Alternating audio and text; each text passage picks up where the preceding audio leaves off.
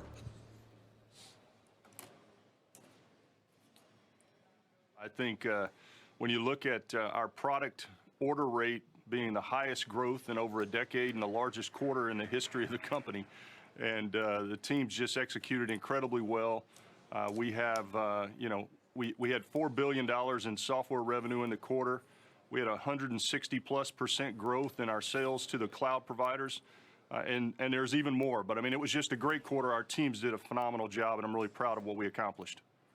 I've always, since I followed your company, since when Mr. Morders was CEO, I always looked at orders as the way to be able to figure out what was going to go. Enterprise up 25%, public sector up 22%, commercial up 41%, service provider up 40%. I'm used to seeing service provider. Why is that down 9%? Can you tell me what's going wrong? So, Chuck, this seems very, very broad-based. Despite the fact that you had to say at the beginning that you do have the Delta variant and you're not sure exactly what's going to happen.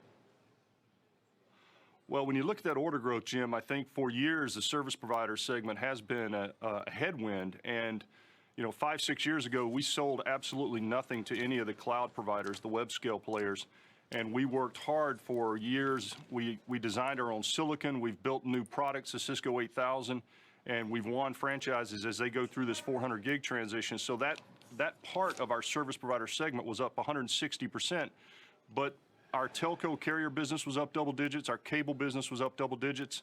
And that web scale cloud business now comprises 30% of that segment, so it's meaningful. So the teams did great. Enterprise is doing really well in light of hybrid work and hybrid cloud, and this whole Wi-Fi 6 and rebuilding their infrastructure for the return to office. So there are just a lot of great transitions that are happening that are in our favor right now. Chuck, I have always asked you and your predecessor, Mr. Chambers, would you please give us yearly guidance? And the rap was always, Jim, it's an uncertain world. You gave yearly guidance last night. We did, Jim. If we go back several years, we started this transition to create a more predictable business model, more recurring revenue, more software. And, as of this quarter, we're on a $16 billion run rate in our software business. And in Q4, 81% of that came from subscriptions and SaaS. So what that fundamentally does is it gives us more visibility, and it gives us the ability to look out over several quarters and have greater conviction about what our revenue is going to be. So we felt comfortable doing it, even though it's a bit of an uncertain time. And, this is one of the benefits of having Scott Herren, who's gone through this transition at Autodesk before. He really understands how this works.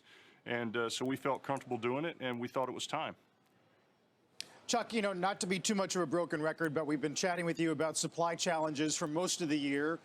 In the past, we've talked about it lasting through the end of 21. Now you're talking about first half of fiscal and maybe the second half. How long are we going to keep extending this? Well, first of all, good morning, Carl, and it's good to talk to you too. Look, this is a moving target, the whole supply chain situation. I think everybody who's come on the show, everybody who's delivered earnings, whether you're an auto manufacturer or a high-tech company, has talked about these challenges. And the thing for us that's important is that our supply chain organization has been rated #1 in the world by Gartner 2 years in a row. So you can assume they are doing everything they can, and they're world class. But we do believe it's going to be with us through the end of our first half of the year, which is January. And we did say that it could actually, move into the second half of the year. And we're just going to have to wait and see how things go. We're hopeful that improves, but I think our teams are executing pretty well.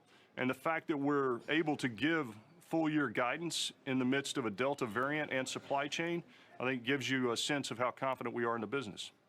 Yeah, the guidance thing is big, as Jim said, and it does point to the sweet spot you're in. And I wonder, one of the most bullish things we've been hearing about corporates is this idea that productivity is going to get us through at least the next few years. It's going to be one of the saving graces for corporate America. And I got to imagine that is a big part of the tailwind that you're seeing right now.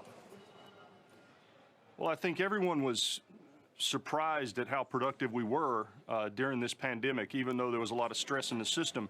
And the technology held up. And I think you have CEOs and CXOs around the world, you have government leaders around the world who came to realize the true power of the technology. And now as we return to office, as we prepare for hybrid work, everyone is investing in order to be prepared and to gain competitive advantage.